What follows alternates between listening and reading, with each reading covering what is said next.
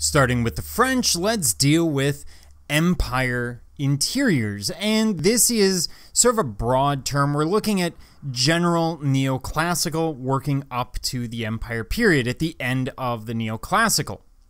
Now, compared to the Rococo and the Baroque, we're going to see curved lines, those organic curves that we tend to see, the S curves and C curves of the Rococo and the Baroque, replaced with primarily straight lines. When we do see curves, they're going to be mechanical. What I mean by mechanical is the sort of thing that is a specific part of a circle. It contains the same radius all the way around. For example, our arch in the background here has a clear curve to it that maintains the same angle throughout, the same radius throughout, I should say. And then everything else is basically a straight line. Even the use of garland here and the little bit of ornamentation, this is all very basic. It lacks the organic feel that we tended to have from the Baroque and the Rococo. We're also going to see a return to symmetry. Now remember, with the Rococo, there was always this taste for a certain amount of asymmetry, but we're going to see a return to symmetry here. So generally, for example, if one wall is paneled with 4 large panels, the opposite wall will also be paneled in the same manner. If something like a door is there on one wall and isn't on the other, you may end up with a hidden door where it's actually part of the paneling. You've seen images like that, for example, if you look at pictures of the Oval Office.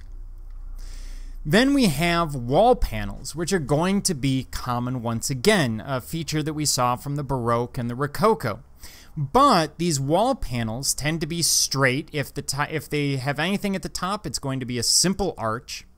And oftentimes they're going to be decorated in some form. Here they're painted, but there are other ways around it. And here you see an example of those hidden doors that I referred to in the last slide.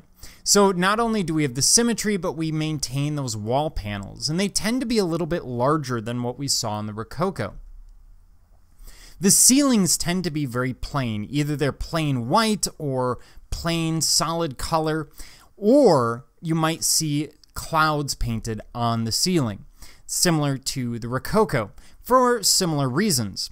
Now, in terms of color, they tend towards very bright color, what they refer to as Pompeii red, and these very bright, contrasting colors. In terms of walls, we see a lot of different ideas. We have faux finishes and marbleizing, which will be very, very common. Same idea as the Romans at Pompeii, which is not surprising given the context that I've given you.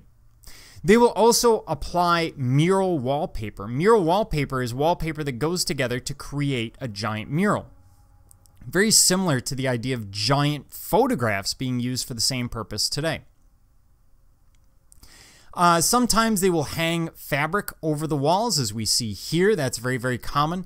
And that's actually referring back to the militaristic forms that we see from Napoleon. Now, he's spending a lot of time in tents, and so that's going to start becoming fashionable. In fact, here we see an example where even the ceiling is hung with fabric, in this case, striped fabric. The striped fabric referring to those military tents that Napoleon and his army are staying in. And so it's becoming something of a fashion for the people at the time.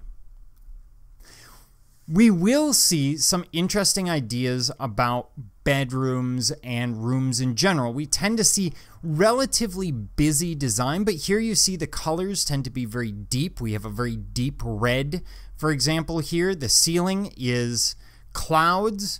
We have the use of gold. Gold, of course, referring to empire specifically. We see it more during the empire period. The use of rugs. Of course, some of these are now coming off of the looms that we talked about earlier. Some of these are being imported from the Near East because, of course, Napoleon's army travels across the Near East, will conquer Egypt, and so those forms come into fashion. So we see this interesting mix of the classical world, Islamic influence, and we will see some Chinese influence sneaking in here and there as well, although not as much in France.